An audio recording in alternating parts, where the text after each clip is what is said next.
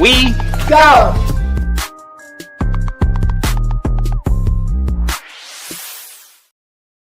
Hello.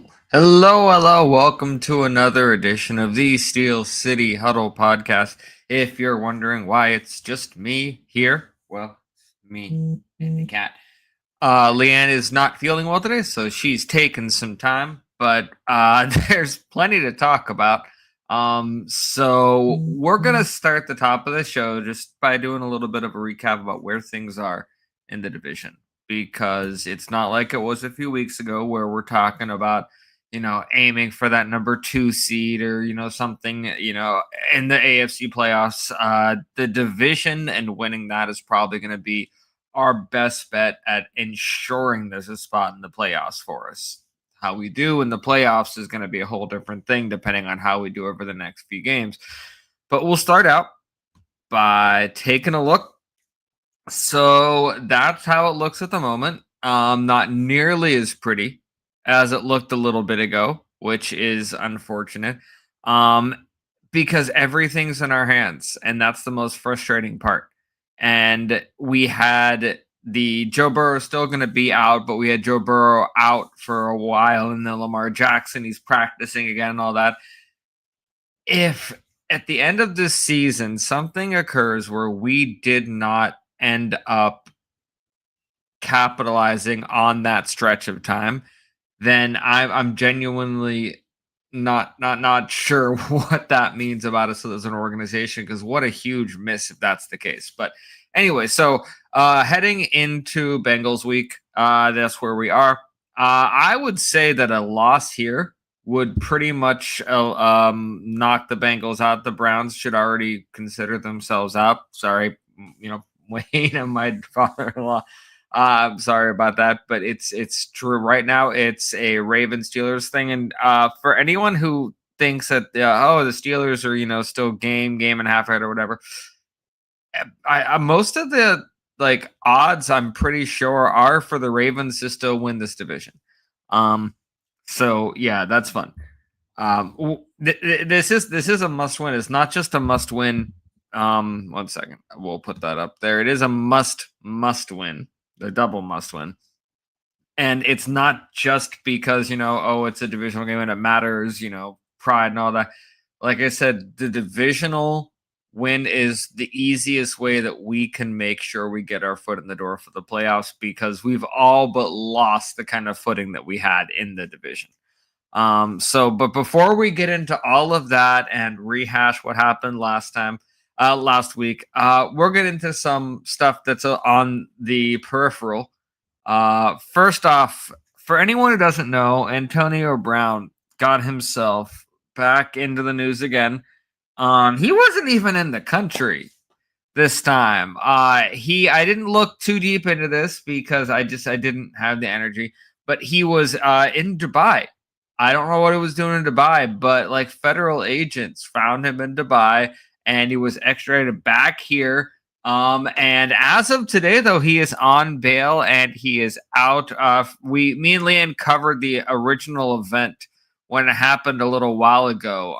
There was he shot a gun in the air or near or at someone, and so they're calling it attempted murder. And so I guess he probably wasn't supposed to leave the country, and he was probably like, I'm going to go to Dubai. And so, yeah, he was brought back, and he is currently in Miami, out on bail in Miami. So if you're out at nightclubs or if you're out partying or enjoying yourself in Miami, Antonio Brown might be out there. You never know. He's never been one to say, well, all this has happened, I guess it's time for me to lay low. So that's Antonio Brown at the moment. Unfortunate fall from glory there. So we need. I figured after we talked about that, we were going to need some kind of a palate cleanser. And so this is a wonderful palate cleanser. Jaylen Warren was already a cat dad. And for anyone who was unsure of the cat dadness of me, you have not watched this show enough for anything that I ever post or have most of my Instagram. I love cats, and this is amazing. So we already had an orange cat that you can see in the picture because the picture's from the original adoption that he did. That's Carrot Jeter right there. What an amazing name. And he returned to the same shelter, and he spotted a 9-week-old kitten. And yes, Courage heard that there was another cat that was given a forever home. So I love Jaylen Warren already. It's incredible for me to think that I can say that I was very kind of bitter after the Najee thing happened, but Jaylen Warren, it was no fault of his, and he is literally hit the ground running if we just use him more, but we're going to get to that. So fun little palate cleanser there from the Antonio Brown stuff. So we'll jump ahead to the next thing, but I just thought that was wonderful. We don't have a name as far as I know for the new kitten. But hopefully he gets along with Carrot Jeter, so we'll see how that goes. So this is both good and incredibly frustrating. Will Howard, the Steelers, I think 5th or 6th round draft pick, late draft pick out of Ohio State. He was the national championship winner. He came in the same class as Jack Sawyer, a linebacker, at the interception last week.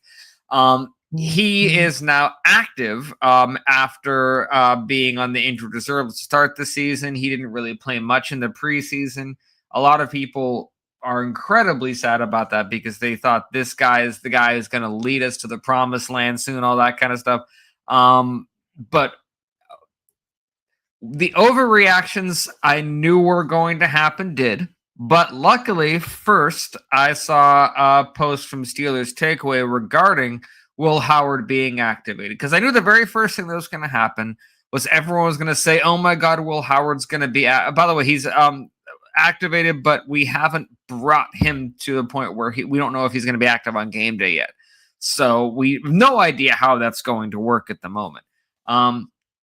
But... I knew the overreactions were going to happen so incredibly quickly about, Aaron Rodgers had that bad game, bench Aaron, bring in Will Howard, that's Will Howard time, all that kind of stuff. I'd like to thank Steelers Takeaway for being one of the few people who actually thought things through here. You do realize, for anyone who doesn't follow them, Steelers Takeaway,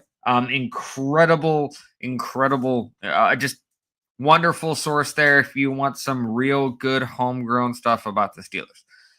The post is, you do realize that Will Howard, to play for the Steelers, a complete set of disasters would have to occur. No way he, with handling reps due to being injured in a rookie, gets any playing time unless both Rodgers and Rudolph are injured. It would take a nightmare scenario for him to play. The problem is, right now, people are jumping to such huge conclusions after that Chargers game that, we're in that nightmare scenario now. We are not in that nightmare scenario now. I know it's hard for a lot of people to just, put stuff aside and look at stuff logically, but with all the emotion and stuff aside, we are still 5-4. We are still right around where I thought we would be at this time in the season. I haven't gone back and done a full check in the next few weeks. I'd like to do like a comparison of how I thought the season was going to go based on how it thought it is actually going. But this is just about how I thought it was going to go because I thought we'd hit a rocky stretch, some losses or wins that I thought were going to be all that kind of stuff. But for this particular thing to occur, for Will Howard to ever play, it would here we go. 1 second. There we go. We are absolutely not in a nightmare scenario. I agree with you. Having a backup is great, but that's where he is. I know Mike Tomlin, Aaron Rodgers is starting 100%. Aaron Rodgers is starting, and there's been talk of Aaron Rodgers coming back next year already. By the way, from what I read today, nobody inside the Pittsburgh franchises has said there's been actual conversations regarding that. It just seems that both parties are open to the discussion of Aaron Rodgers coming back next year, but that is so far ahead. The point is that Aaron Rodgers will be the starter of this team as long as pretty much Aaron Rodgers decides he wants to be a Pittsburgh Steeler. It's not just a money thing. It's not just an he is Aaron Rodgers thing right now. He gives us the best chance to win. After that, Mason Rudolph gives us the next best chance to win. And then if neither of those two are available, it means that we do not care about winning games anymore. It is simply about getting the rookie as much playing time as he can. And people instantly want to throw it back to Big Ben. And the people that do are either incredibly, like, they're repainting history in their own mind about what they remember, or they weren't alive for it, because it was supposed to be Tommy Maddox that year. Tommy Maddox was supposed to take the Tommy gun further, and it was supposed to be a whole thing, and then his elbow went, and we were stuck with Ben Roethlisberger, who was supposed to be out of Phillip Rivers and Eli Manning, the one that was supposed to, get ready for the NFL the slowest, and instead he jumps in and does what he does. That is not the norm. That is not the norm by far. So Will Howard lost the whole preseason. He lost a ton of reps. He lost a ton of practice time. He lost being able to be on the football field with these guys while this team's identity is starting to be formed. And granted, the offense doesn't have much of an identity right now, but the one that it has, Will Howard has not been a part of that. And that genuinely matters. So what Steelers Takeaway said is absolutely true. But speaking of that, there definitely were overreactions. A lot of them were just ones I shrugged off and had no reason to put up on the screen. But of course, Andrew fucking Filipponi decides he wants to get involved. First, let's take this logo off for the moment. There we go. So today he says that Will Howard is going to start and win games for the Steelers in 2026. I'm not really sure if that's a positive or a negative, because what he's saying right there, if you follow that train all the way to the end, is that Aaron Rodgers is not coming back, and whoever the Steelers draft is obviously not going to be drafted high enough or be good enough right away to jump in and start. And obviously Mason Rudolph isn't coming back either. Because Mark Caboli I think a couple months ago, said that right now it's more likely in 2026 for Mason Rudolph to be the starting quarterback. If Aaron Rodgers decides to come back, that'll change and all that. But Andrew Filipponi just jump. And by the way, he's doing that by quoting Chris Adamski says, and we'll watch some video on Will Howard later, that, and this is true, that Will Howard is a Word document, that all little tidbits that Aaron Rodgers gives him, he puts in the Word document, which is great. I expected Will Howard to be a little bit more old school, maybe, with a quill and stuff like that. But taking that and then just based on that saying that it's just a strange thing until you know that it's Filipponi. And then you have, by the way, this guy Lee, a random guy. He's one of the random ones that I picked. But he said, this is why I didn't want Aaron Rodgers. Will Howard is a good young quarterback that can make plays. That's a huge jump. That's a huge, number one, a huge overreaction to the Chargers game, but also you're saying right now that Will Howard gives us the bet. No, he did that. So I'm sorry, Lee. We don't know each other at all. Never interacted, but I just decided to pick yours out of a hat and just throw it to the wolves here. And then, of course, we are to Filipponi again. By the way, this is yesterday, I believe. I think Will Howard might be better than any quarterback in the 2026, the upcoming draft class. He's big, he's mobile, blah, blah, blah, blah, blah. I don't need to really hear anything else. Because while, yes, the shine has come off a lot of people in the 2026 draft, so the overreactions to Will Howard being activated have been all over the place. So for anyone who just wants to know exactly what has happened, a third-string quarterback, at best at this point, considering experience, has been activated, and hopefully he'll be healthy enough to start getting some reps so that when next year's preseason starts, he can jump in and get the experience he didn't get this year. That's exactly what happened. No more and no less. So and if you want to be reminded again, a nightmare scenario would have to happen for him to play.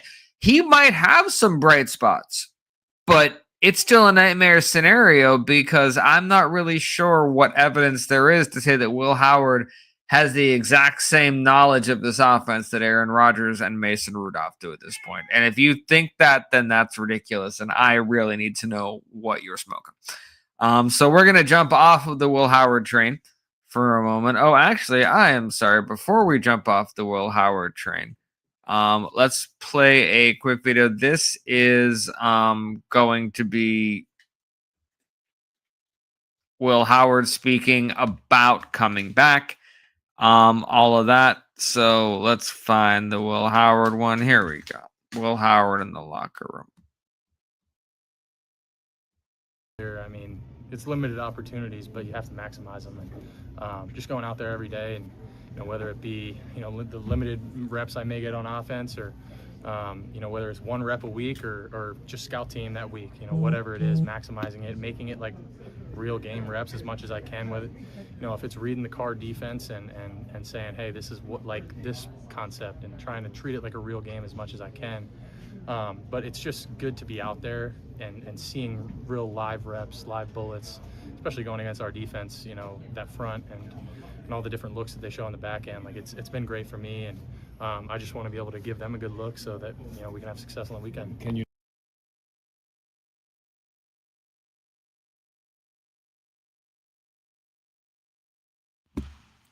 Mike was on. So it's easy to see why people like Will Howard.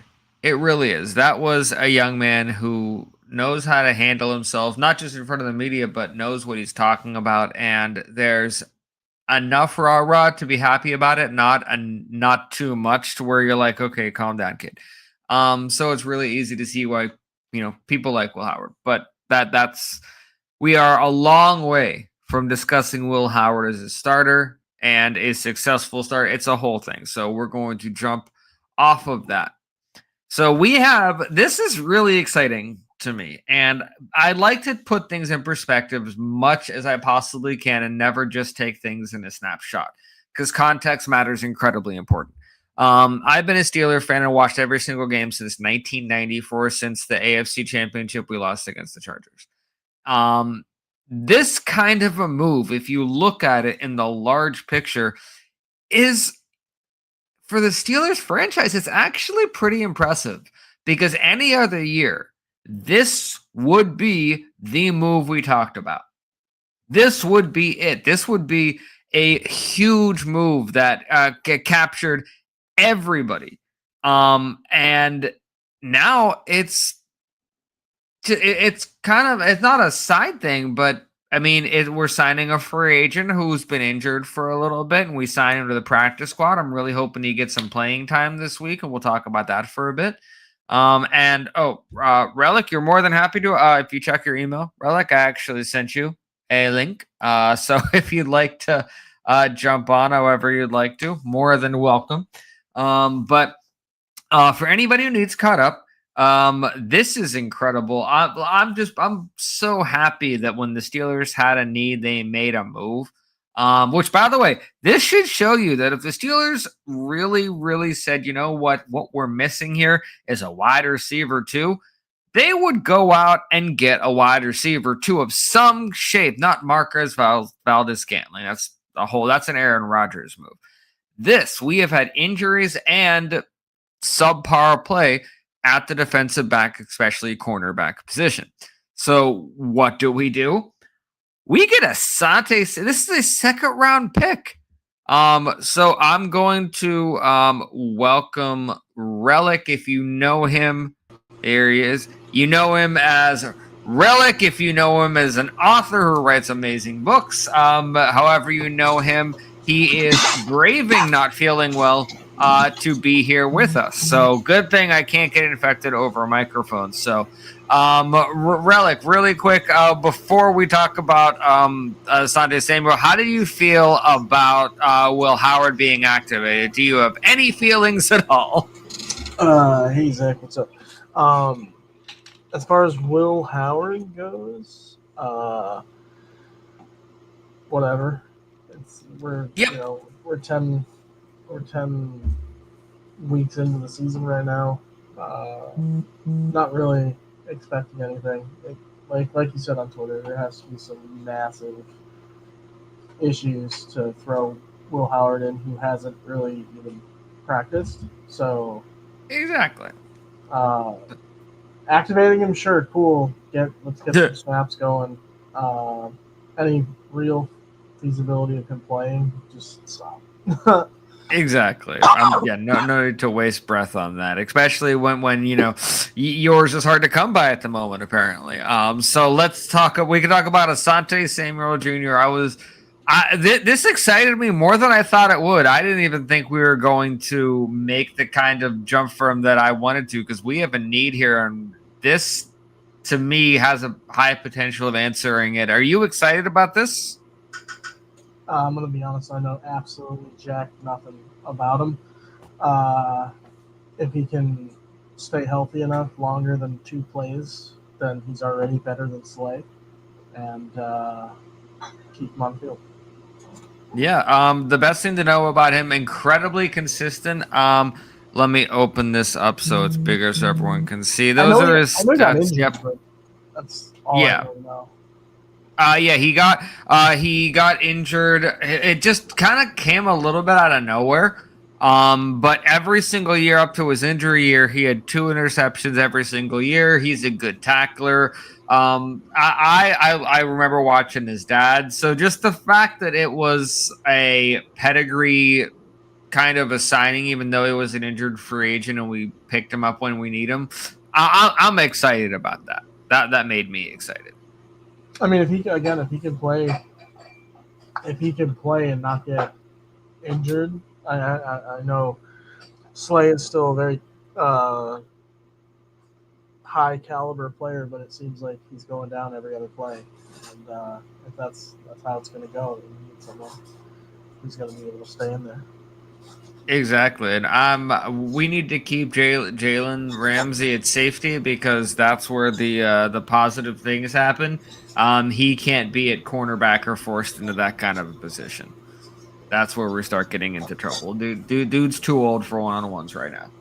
Well, I mean, Kyle Duggar's been all right at safety when we've needed him there, but he, like you said, it's not getting those plays like we did a couple weeks ago. Yeah, that was rough. So, and Kaboli answered in his mailbag that especially if Slay doesn't pass the concussion protocol, there's really no choice other than to say Asante Samuel you're playing, because you can't go in without him. So, especially with the amount of people. My mother is asking, what can you tell us about his previous injury? He had to have a spinal fusion surgery 7 months ago.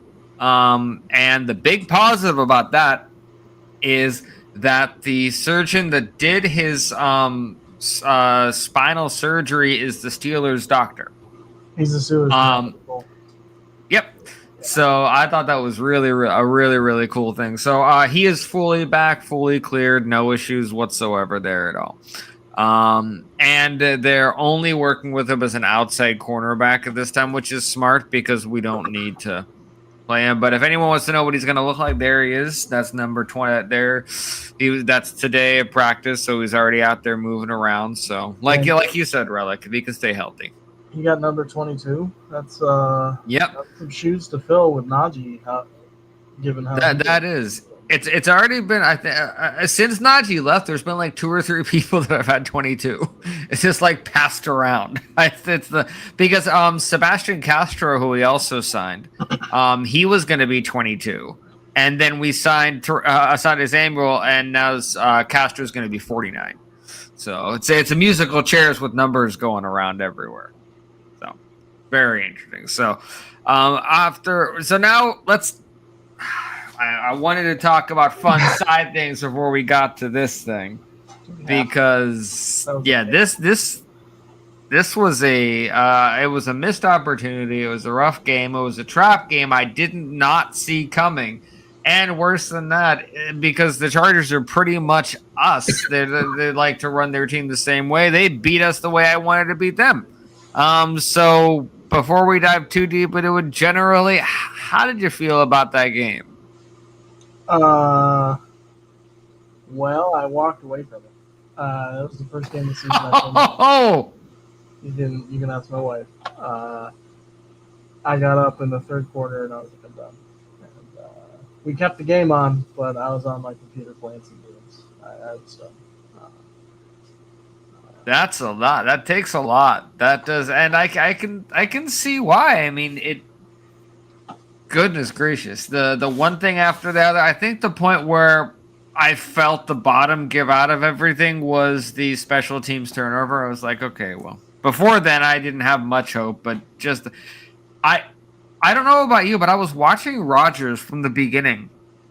I don't know what happened. I don't know if he saw film he didn't like or something. He never ever looked comfortable. No, he got hit. He got hit in the first quarter. I think it was the safety. I think it was the safety hit that put him in, and you could see like every play he took, not getting hit again. And yeah, he was lost, jumpy. He lost all confidence in the O line.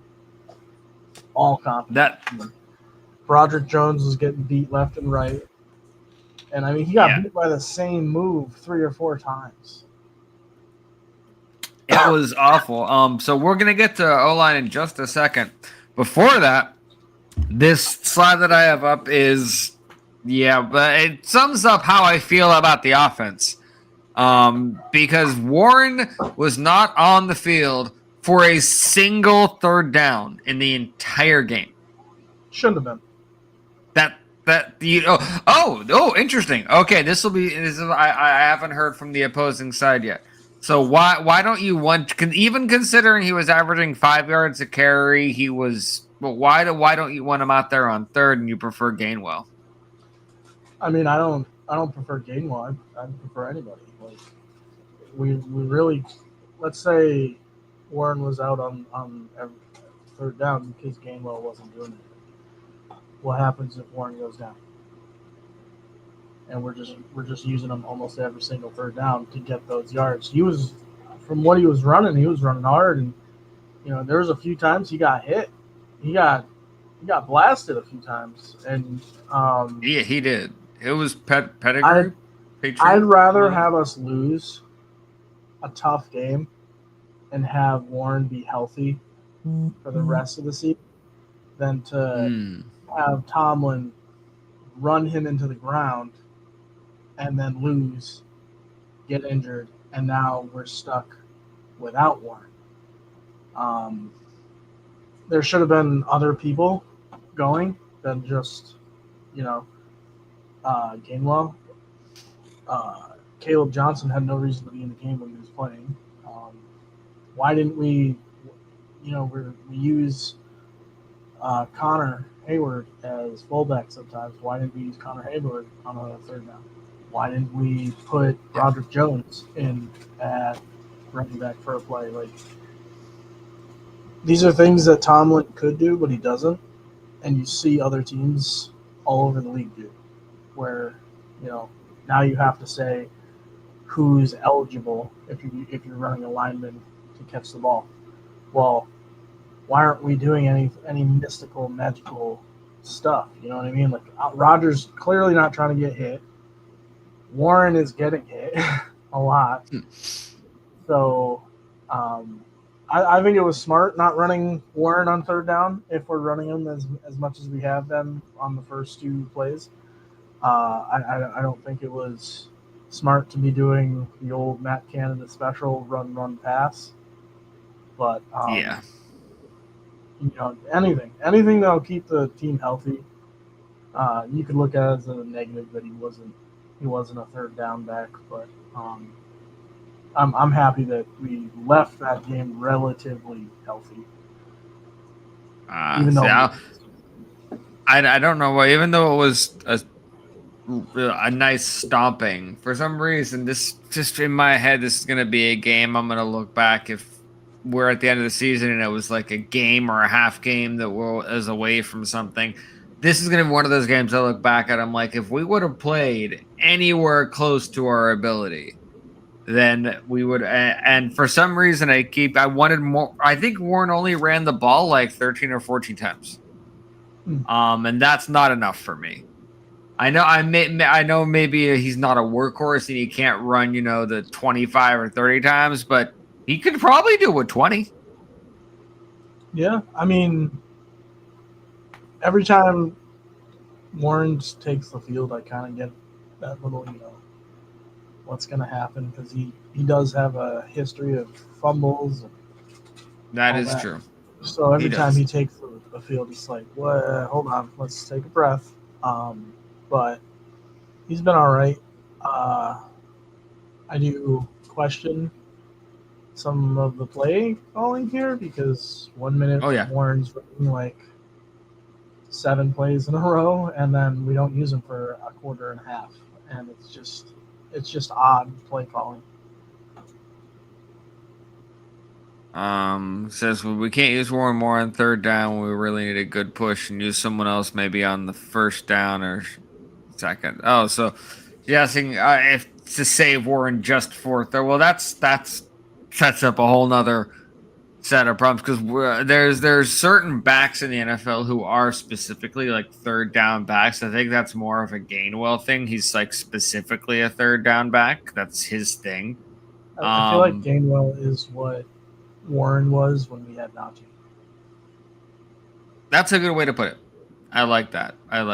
So Gainwell is Warren 2025. And for anyone who can't see this graph right there, this is graph of missed tackles that you're forced and the yards after contact. These are all in the NFL. So the further up to the top right corner, the better you are at making people miss and then afterwards getting them. Jaylen Warren is the one that you see all the way up there. He's a monster. That's so we're not just imagining the Jaylen Warren. He's a little bowling ball of anger. So I'm hoping we use him well. But so this. Oh, I'm so angry. This makes me so angry. It was a I mean, we expect terrible games from Broderick Jones, honestly. I mean, yeah, he went to average for a little bit, but this was an awful one. Troy Fautanu, man. It was terrible, and it's not just me saying that. Let me see here before we jump in and have a little say of it. This is what Troy Essex, a former Steeler offensive lineman, had to say about Troy Fautanu on his show. So on a nice tear, like was playing well. And then for some reason this week he laid an egg, man. That is about as bad as I see him play. He was on the ground a lot. And one of the things that Coach Grimm, the legend O-line coach Russ Grimm would tell us, like, if you're on the ground, you're not doing your job. Unless it's a cut block or something, athletes aren't on the ground. And he was on the ground a lot for whatever reason. His balance was off. He was missing blocks going to the ground. So, yep. So I don't know if you noticed, because I know it's easy to just see how bad Broderick Jones is getting beat. But when I watch that tape back, it's true. Fautanu. So it was bad on all accounts. I think Zach Frazier's the only offensive lineman who had a really, really good game. So there was Aaron Rodgers may have had a good reason for having happy feet throughout the entire thing. Yeah. O-line's embarrassing. There's nothing else you can really say about it. let's be honest, Zach. Andreas Pete getting the call the first snap of the game. Troy Yep. Fontalu getting destroyed. Broderick Jones getting destroyed. Mason McCormick. I don't know. Did Mason play? I think it was. Yeah. No, Mason played because Sayamalo was out. Okay, so that's why they had to rotate. But I found I didn't know this. Every time an offensive lineman reports as eligible, the next play they cannot be on the line. Okay. So it's a weird thing. Like I didn't know that, but I mean, the continue. I was just gonna say, like, the O line did no favors for Aaron Rodgers, but also Aaron's been in this league long enough to know that you need to stay in the pocket to be able to make a play happen, even if you know you're going to get hit. And yeah, with DK Metcalf only having what, fucking 54 targets. Yeah, and Aaron was forcing it to people. Like don't get me wrong, I understand that maybe if DK Metcalf played a different way, he could have caught that weird one that Aaron threw in the. But you don't throw that one to him. That's not the pass you throw to DK. There was bad decision making. But specifically about the O-line, before we jump off of that, I was thinking today specifically about the O-line and why I was so mad specifically about the O-line as a unit. And I think I stumbled on the answer. It's because whenever I watched the Cowboys of the early and mid 2000s, I was so jealous. I looked, I'm like, that's it. That's how you build an offensive line. You go from nothing, and then you spend a lot of high draft picks year after year after year on the offensive line. Then you have guys like Zach Martin, all that, making whoever is behind them look incredible. And we did that, and we look awful. Mm-hmm. That is so that's an indictment on the as much as I love the Steelers franchise, it's an indictment on our inability to progress people once we get them. If we get you and you're not game ready, there's a very difficult time getting you from where you are to where you should be. So a lot of fizzle outs could be for that. But this offensive line, you have multiple first round draft picks, a second round draft pick on that line, and it looks this bad. No excuse for that. Can you imagine if Marquise Pouncey was on the team right now, or David DeCastro? I missed DeCastro. Alan Faneca was the one who taught me what an offensive lineman should be. And Damani Dawson. Oh my goodness, yeah. This is embarrassing. They would not. Everybody on that line would have their ass handed to them in the locker room by those three. No. And the thing is, I do trust Fatanu to bounce back. He's proved to me enough that this could be a fluke. But this is now, I think Broderick has a confidence issue in general. You can see it in games. If he lets a bad play up, he just gets worse. In this situation, he's not going to get better. He's going to start getting worse, or at least stay at this level of awful. Which means Aaron's going to have jumpy feet, and it's going to happen again. This can't keep happening. Yeah, it's concerning because the whatever coaching is going on is not helping. It's not fixing itself. And I know Mike Tomlin likes to go up and be like, "Oh, it'll get better. Have faith, trust the process." Or what's the line he used in 2019 when the defense was being bad? It'll sort itself out. Yeah. At some point, somebody needs to be held accountable. And I, for one, am tired of hearing that it's always the defense's fault that we're staying out of games. And I've commented this before in the chat. Mike Tomlin refuses to call anybody but the defense out after games. And I don't know if you can't do your block, why are you starting? And Broderick Jones is just that guy that if you can't do your block, why are you starting?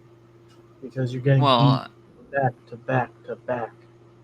I mean, it's if we're consistent in nothing else, even if it's a terrible decision, because Dan Moore Jr. never deserved his job, Bring Dan Moore back. and At least he could block better than fucking Broderick Jones. I, Jesus Christ. I don't know. I would maybe if you put the two of them and tape them together, they could figure it out a little bit, but.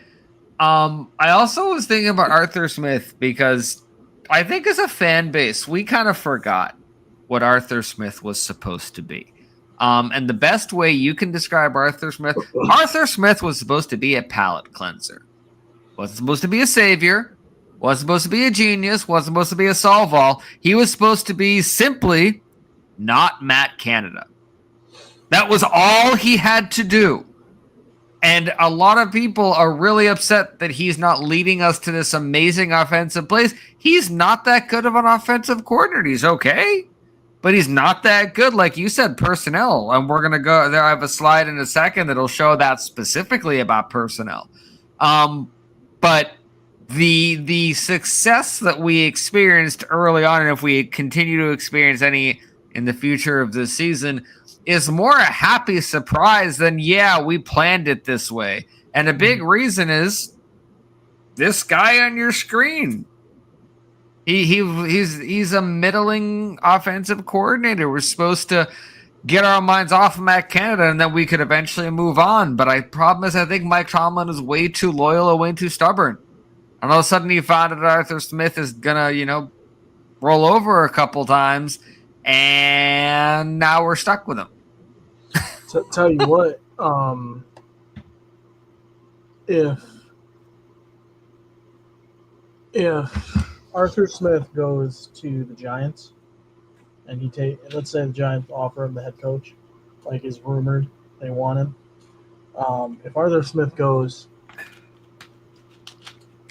we're going to be no better than the Browns because it's just another offensive coordinator in 5 years, 6 years. We need we need stability. And we need someone who's not afraid to take what we have and know how to put those pieces together so we're getting what we get. DK Metcalf should not be getting 3 to 5 targets a game. He should be getting over 10 because he is our offense. See, is that with that I hope he understood what was happening when he came here, because that reality might be able to come true next year with whatever quarterback and hopefully different offensive coordinator that we have moving forward. But Arthur Smith has no idea how to call an offense where someone gets that many catches. No, he does. He has no clue how to do that. When we got DK, the biggest reason I was so surprised is I'm like, that's interesting. We're not going to throw him the ball a lot. I hope he knows that.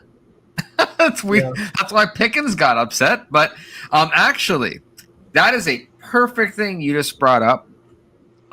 Because as before, I have a video about that. At least I thought I did. Did I? Maybe I didn't. Yes, I did. So Metcalf was asked about the catches and about not being targeted a lot and all that kind of stuff when he was in the locker room, and this is what he had to say. Delivering the ball. How unselfish does this group have to be okay with that? The open man, the spreading the ball around. That it seems like there aren't guys that are getting frustrated with the lack of targets. Yeah, y'all may get frustrated with us. We don't. We just trying to win. I mean, how special is that? How rare is that to be in a receiver room where there is a selflessness? I think every receiver room that I've been in, once you put in the work and the time during the off season and even during the week training camp, like you got to respect the guys who are getting targets. And from the moment that I've gotten here, everybody's worked their butts off, so everybody rightfully deserves a shot at the ball. So what do you think? That is first off, it is the exact opposite of anything Pickens would ever say. Yeah. But that's the exact kind of attitude that you should have in this kind of offense, because I think there maybe was a little bit of reality. Like, this year I'm coming in, I might not get the catches I want, but I certainly have the money that I want. So that'll balance out and my catches will come later. Do you think that, how do you feel when you heard that quote from him? I mean, good for him, I guess. I'm sorry, Zach. I don't. I'm of the thought that DK needs to have more targets, and we stop doing this random Scotty Miller down the side. Or I would love that. I mean, I love Scotty Miller. Don't get me wrong, but we signed DK for a reason. Yes. And, eventually, that nice guy DK is not going to be nice guy DK if he's not getting the ball. Yeah. I think one time this year he had 3 yards or something in a game. Yep. So. Maybe that is now. I think a DK meltdown when it comes to like a coordinator will be a little different than a Pickens meltdown. Because I think it'll still be just as passionate, just as violent, possibly, but it'll happen behind closed doors, where he will go to Arthur and he will let him know that he needs his catches, and there's a reason. And I think the problem was we were winning and he wasn't getting the ball a lot, so no one would say anything. If we're losing and he's not getting the ball a lot, then I will lean much more towards your side. Where then there's him not getting those catches is a big reason. But Arthur Smith, like we said, not good at personnel. This is interesting. This guy right here is not a Steeler fan. This guy is an Eagles fan. I looked into a bit on his profile. He has a couple thousand followers, but he's an Eagles fan. He's posting about our offensive coordinator. Yeah. He says the OCs in Philly and Pittsburgh are really doing their star wide receivers a disservice. We all knew Arthur Smith was a buffoon, still unsure how he gets acquiring gainful employment. But this guy in Philly, you can't understand, getting Arthur on the ball should be a priority. So, yeah. So this is a guy who's right on the same boat with you, that cannot figure out why you have someone like, I mean, you are correct. You got someone like a DK Metcalf. If you're not going to run Warren the way he's supposed to, at least throw to DK the way it's supposed to. Because yet again, no one was used right at all.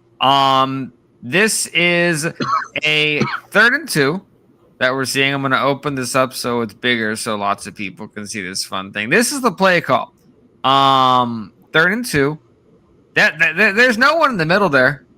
That's not an illusion.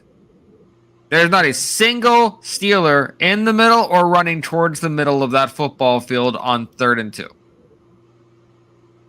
That is just awful.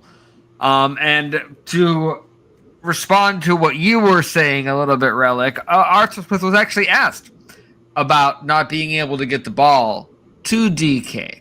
And he said, quote unquote, a lot of things we've obviously tried to do. We moved him all over the place. We'll continue to do that. And all these guys, I mean, you get in a game like that, you've got to own it. You got to look at yourself. It starts with me.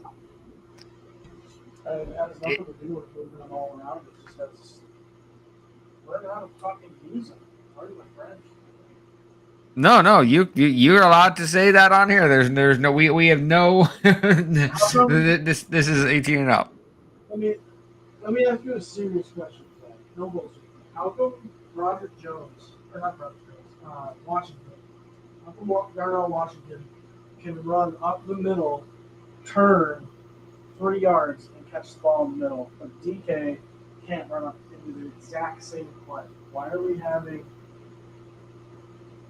Calvin Austin is 5'9"? I love that. Why are we having Calvin Austin run the middle of Look what happened when we ran DK up the middle. He got a touchdown and went for like 60 yards. Like, Yeah. why are we love Washington? Love Washington. Big guy, good hands. Why are we running slant plays with Washington? I think I don't like that play call at all. I like getting Washington involved more, but it's the exact same thing that we saw last year where, yeah, that's the right play call. That's the wrong guy. Yeah. A lot of that again. Here's a good example of not understanding how to call personnel and any of that in the NFL. This is the 2-point conversion against the Packers. On this play, we do not have DK Metcalf. We do not have Jalen Warren. And we do not have Pat Freiermuth on the football field.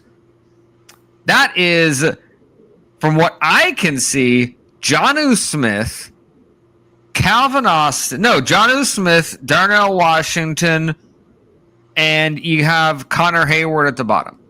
Fuck Connor Hayward. I don't. How can you pick a worse set? I mean, that is incredibly frustrating. So yeah, Arthur Smith is. He is not a competent enough offensive coordinator to deal with the amount of weapons that we could have and the way they should be used. Because the one thing I will 100% agree with you when we come with the DK Metcalf is if you want the majority of other things on that team to work, start making teams fear DK Metcalf. Once they start fearing him and taking him into actual account, then other things will start opening up and working more rather than just saying, well, it's not worth the DK, we'll try everything else. If you remember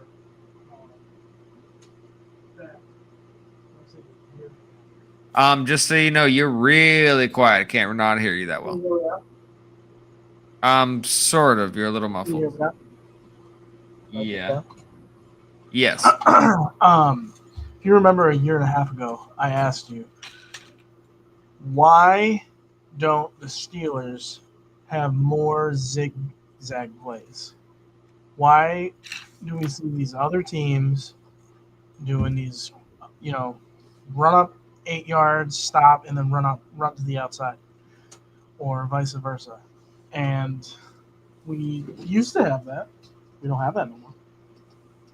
We used to have players that did that. I mean, think about Calvin Austin real quick. Calvin Austin got wheels, and if he breaks up free, he's going to catch that ball, as long as you throw it into his hands. But what's the point of having these fast guys? DK's got wheels. I think DK is faster than Calvin. Yeah, he doesn't have acceleration. He has speed. Big difference in the two. So I get that. Yeah. Right. And it's just like, what are we doing? You can't scheme a better play to get DK open? No, they can't. That's the problem. Like they literally can't. Janitor. What did Andy Reid say? A janitor came up with a play, and they used it in the Super Bowl, and they fucking got a touchdown. Like, well, that's someone who's willing to take input from other people, and to me at least, and a lot of other people, that's a big problem with Mike Tomlin. Arthur Smith, go on literally any Madden game and look up a play that isn't one that you created, and I promise you someone's gonna do better than your play, because holy fuck, dude. Yeah. So before we move on from the Chargers and leave it behind because it deserves to be left behind, we all know that TJ Watt is chipped a lot. That until the Chargers game, I didn't realize how much he was, number one. And did we just lose Relic? No, you're coming through my window. Oh, there you were. Oh, okay. The static stopped for a second. I thought you disappeared. You're coming through my webcam mic and not my headset. I'm trying to. Oh, no problem. For anyone who missed this graphic, I did not realize that. Yeah, we don't move TJ around. We don't do other things. But when you are facing chips at that much of a higher rate than the other premier pass rushers in the league, that has to be incredibly frustrating. And that means that the Steelers aren't being creative enough on the other 10 defensive players to take the pressure off TJ. Nope. So just that I saw that I had to make sure that we said. So Maybe now, if we stop giving vet days, we can figure out how we can scheme TJ Watt and put him somewhere else. But well, hey, that that's well just me. that would also because if you choose to believe that what TJ is saying is true, then if they told him to move around, he would. I just believe that Mike Tomlin. It's the same thing with the Matt Canada firing. It took forever for it to happen because when a lot of people want something to happen, for some reason, Mike Tomlin really pushes against it, even if it's the right idea. Zach, you're And talking I about think the we're dude at who you're talking about the dude who what did he do? He was rotating defensive tackles last year. He ain't gonna rotate TJ because he wants TJ to make that big time sack, game wrecking sack. But like you said, he's number one on getting chipped. Every play he has 2 to 3 guys on him. and I just I wish that we had a defensive and offensive coordinator because here's an interesting question before we jump to the Bengals. We won't spend too much time on this, but who is a better coordinator, Terrell Austin or Arthur Smith? Neither. Get them both off the fucking team. I know, because I just thought I'm like they're both Terrell Austin showed a bit ago that he does not know how to fully run a defense the way both of them have too much talent to know what to do with it. They have no idea how to handle it.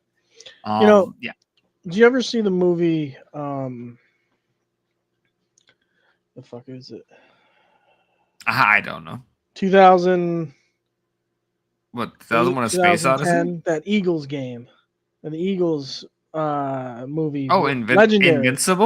Invincible. There you go. Yes, I have many times. It doesn't take a rocket scientist to pick up a little board and grade your players on what they're good at. The Steelers need to take a long, hard look at what they have and what they're good at and figure out what they can do with that because, just having offensive coordinators and defensive coordinators slip in and out at the end of a season, and then we're literally doing some of the same plays that Matt Canada drew up. Run, pass, run, pass, run. Like, why are we not throwing on first? Like, make a statement. You know what I mean? Like, Aaron, you got the arm. Can you guys not block for 10 seconds to get DK open downfield and just set the tone? Actually, that's a big problem right there. Everything has to, nothing deep can happen. I've looked for anything resembling any kind of pocket that would come close to what would be needed to get the speed or of Calvin or of DK anywhere close to downfield. Our offensive line is not actually legitimately not capable of blocking for that long right now. So if that's the case, the next question needs to be, why the hell didn't we make a trade? Because they understand that there's a fine line between trying to walk between building for the future and winning now, but at some point you have to say, well, that's out of our price range for what it would take to get there. Plus, I actually did see Trey Essex was asked that, as well as I forget another offensive lineman was specifically asked, why didn't the Steelers go out and make a trade? And he specifically said any team that has a tackle worth their salt doesn't trade them away. I mean, that's fair, but you're telling me there's nobody in free agency right now that's better than what we have? No, and he specifically said, especially because we saw what happened at the earlier part of the year. Because yeah, it was rough the other day, but in preseason and week 1 and 2, it was really rough on that offensive line, and that's because they had no cohesion. They didn't really know each other that well as a unit yet. Bringing a new person in like Pete to the situation, or that messes with things. I'm not saying that they probably shouldn't have at least tried, but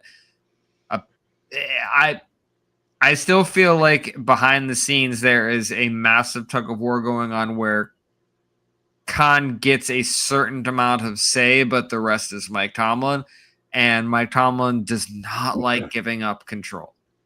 And Khan knows the right answer, and yeah.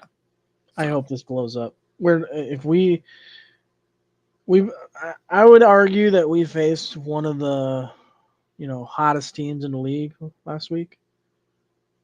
They're moving, the Chargers.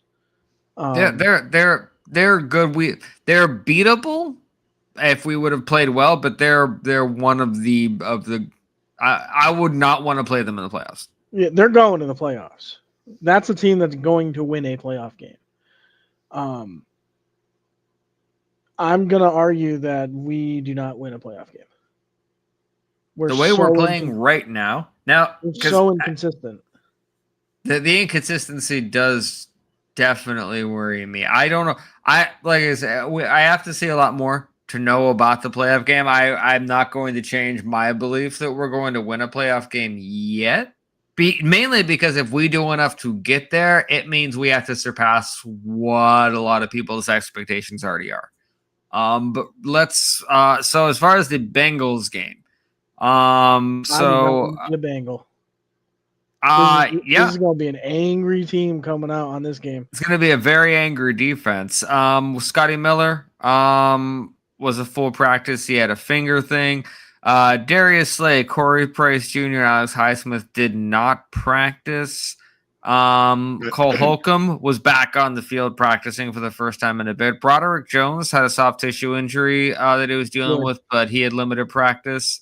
Jonnu Smith had a full practice. So did TJ Watt.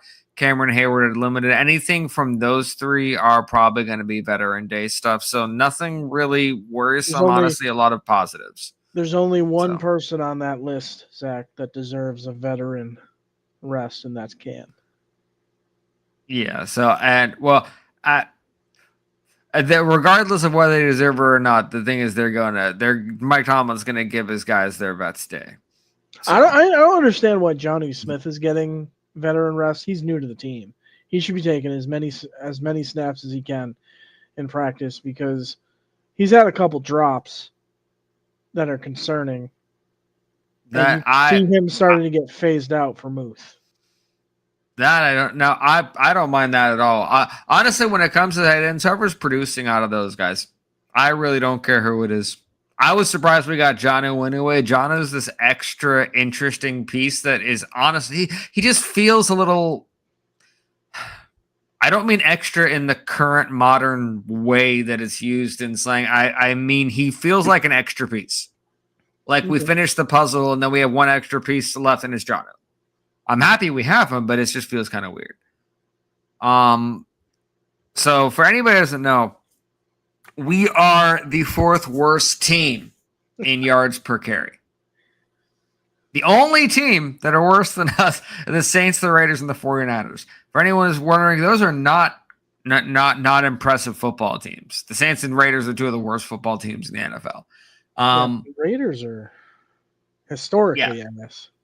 Yeah, they are bad. So we need to fix that. And a large part of that, I don't believe a large part of that is our running backs. I think we have the running backs to do exactly what we need to have a successful running game. I just don't. From the second this season started, it looked like a chaotic mess every time this group was asked to run block. I mean, we don't know how to run block on this offensive line. I don't know if they can't, or it's just a step beyond the cohesion we're asking of them. But their pass protection are miles better than their run blocking, and their pass protection isn't that good. You want to hear a stat? It's gonna make you cry. The Pittsburgh Steelers are 36 out of 100 in third down efficiency, with a 36% win rate. Yep, that sounds right. You said third. Well, a big problem with that is I would guarantee probably 80% of those are 3rd and 8 or longer. Yep.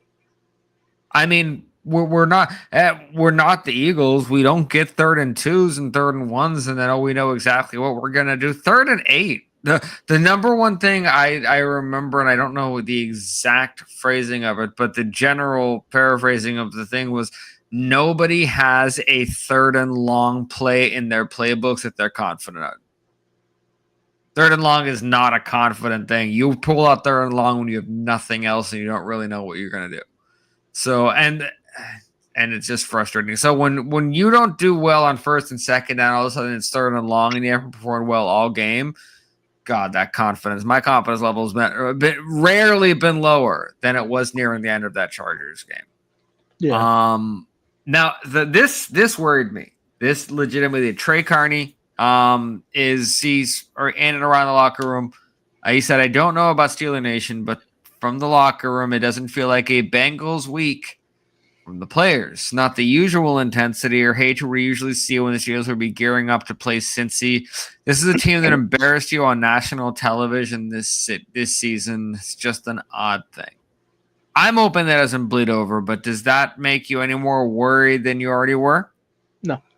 I'm not worried about this game at all. You heard Mike Tomlin. Joe Flacco is now, 4 games in for the Bengals? 5 games? So the magic is the polish is off? The tape is there on how they're using him. I have a wooden desk and I have a wooden wall right next to me. I work on both, because if Jamar Chase gets 200 plus yards again, it's time to pack up the entire team. Sell the team. It should be that's. It would be one thing if they really earned it and they used him in all these creative ways. No, they just threw to him. That's it. That was the strategy. That's it. So I don't want to say if we lose, I'll be okay with it, but I will be a little more okay with it if we don't get beat because of some easy, simple solution that the Bengals found to beat us with. Now, here's a big positive, and should make everyone feel even better because this offensive line cannot handle pass rushers, and 2 of the Bengals pass rushers are not doing great. You have Shamar Stewart, the rookie, and you have Trey Hendrickson, who I'm sure was going to be traded away and was for some reason is still on the Bengals. It's a very good chance neither of them play. So this offensive line could face a lot less pressure than we were thinking originally they might. So on the offense and defense, we might have it a lot easier this time around. So I'm feeling really, really good about that. Aaron Rodgers was asked about bouncing back after a bad game. Rather than have to read a quote, figured it'd be easy if we heard directly from Mr. Aaron regarding that. So let's see what Aaron had to say about bouncing back. Rough games before in your career, every player has. And what have you learned over the last 20 years in terms of making sure one bad performance doesn't bleed into the next one? It's just consistency. If the process is right, you don't have to make any major changes or freak out. It's the nature of the league. There's going to be a stinker every now and then. You just got to bounce back, get back to the things you do, and get back in your routine and try and be better the next week. So yeah, I for anyone who hasn't followed Rodgers' career in general, he is the sayer of the infamous relax and then spelled it out when he was playing for the Packers before they went on a significant run. So you never know. But if there's anybody out of many quarterbacks in the league right now, if there's anybody who knows what a lot of situations look like, it's Rodgers. So I don't think at the moment he's rattled. But I do think that he was probably very, I don't know. Do you think he was a little jarred by the tape when you look back at how like skittish he was in the pocket? No, I think he was. I think you could see it. Aaron gets mad at this offense. He And does. He really does. And once he gets mad, it's like that's the end. That there goes his cool and calm composure to make plays, because then he's jittery and throwing the ball wherever he needs to go. I don't know what the hell he get mad at. He played like shit. So yeah, he was the reason for why because are if you yelling at people? You know what I mean? yeah, he hits on like maybe just 3 of the throws that he missed on, then the game is different. It's all. I mean, I was telling my wife, I just that first throw to Jonnu Smith. If we would have hit that alone, that's a whole bunch of momentum. It's a whole thing. Yeah.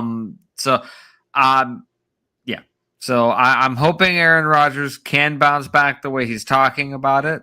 But we have reached that wonderful point where I'm really curious on how you feel about like prediction wise for the game, because you're very confident in it. But do you think that confidence is going to be reflected in the score, or that we're just going to beat them like that soundly? What do you think the score is going to be? I think we're gonna blow the shit out of them. I think we're gonna destroy the Bengals. I think we're coming out. Aaron, I think everyone on the team is mad, and we got embarrassed on national television, and I think if there's one game we're gonna be ready for, like 100% ready for, both defense and offense doing what they're supposed to do, I think it's going to be against these kitty cats that we got coming up on Sunday. I think we're going to win. I think the score is going to be 24-7. That would be amazing. I think the team saw and got surprised at Joe Flacco. Okay, that's not happening again. I think the team is going to do what they need to do to keep Jamar in chase, or Jamar in his little bubble. I think, we're we're not gonna flinch sorry, let me say it in Mike Tomlin's isms. We're not gonna blink in the face of adversity, whatever the fuck that means. But we'll cut our eyelids off. Yeah. we'll make the splash plays. It'll be all the things that, whenever we win, I'm like, bring them on. Tomlin is whenever we lose, I'm like, if you say one of them, I swear to God. I will say, if you just look at the statistics between the Cincinnati Bengals and the Pittsburgh Steelers, we should win this game. Yes. The rushing stats for Cincinnati, they're 20th in rush yards per game.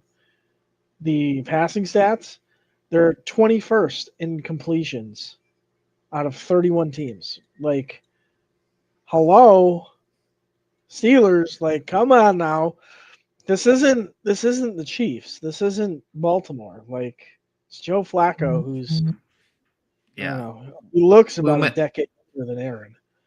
It really does. And the honest truth is, and I'll tell any Cincy fan, as long as it's not to their face in person, that we lost that game. They did not win that game. There was many chances that we could have just tweaked a couple things here and there. We decided to be stupid about it. So I agree, and I think I don't think it'll be that big. I think they'll reach the end zone at least twice.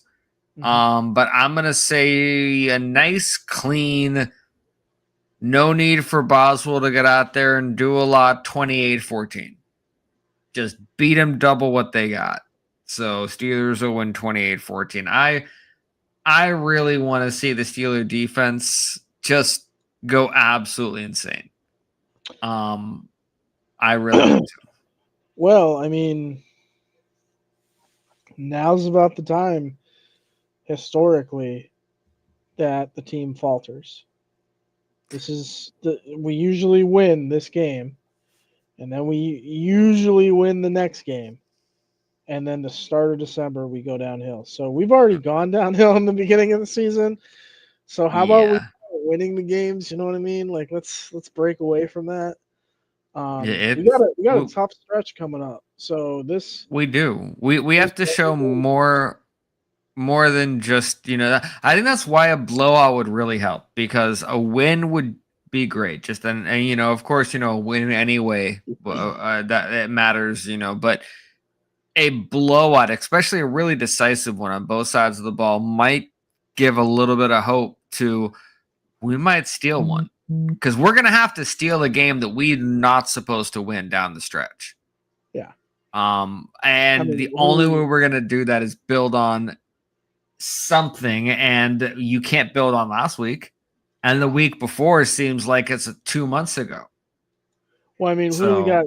We got Bengals, Bears, Bills, Ravens, Dolphins, Lions, Browns, and Ravens. So it's such a weird mix, right? You only got we lose. Let's say we lose against the Bengals. You have to win against the Bears. That's going to be harder. We're not winning against the Bills. Well, actually, no. Let's take that back. They don't have an offense. The Bills have been really weird this season. I mean, I could see them choosing us to lose to. We're not winning both Raven games. It'll be. We are not. Don't we play the Lions and Packers? No, we already played the Packers. So that's right. We got Bengals on Sunday. We got Bears after that. We got Bills at home. Ravens, Dolphins, Lions, Browns, and then Ravens. I don't like any of this. Wonderful. So I was waiting for me to feel confident. We need to stack wins. I wanted to stack wins more than we already have, because I knew we were going to take some hits later on, but you never know. I got to say, lose, they win. I think we go down, right? We're no longer first in the. No. If the rate, I don't know. I'd have to check. I know we'd be tied record wise, but I don't know about tiebreakers. But I do know, because we're gonna be going here in a second. I remember in 2005, for anybody that wasn't alive or doesn't remember that, we were sitting at like 7-5, and we were not feeling good. We were not a good football team at that point. There was no evidence at all that we should be able to make a run. We had age problems. We had consistency problems and blocking problems. And I'm not going to say we're going to go on this amazing Super run. I'm saying my hope for a playoff win is not completely out of my sight yet. Mainly, I lived through more challenging moments than this one. So I lived through Kenny Pickett and Matt Canada. So we can live through anything after that. Exactly. See, so Relic, I'd really like to thank you for joining this evening.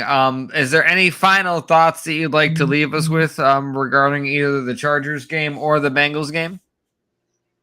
Yeah, don't let Jamar Chase get 200 yards.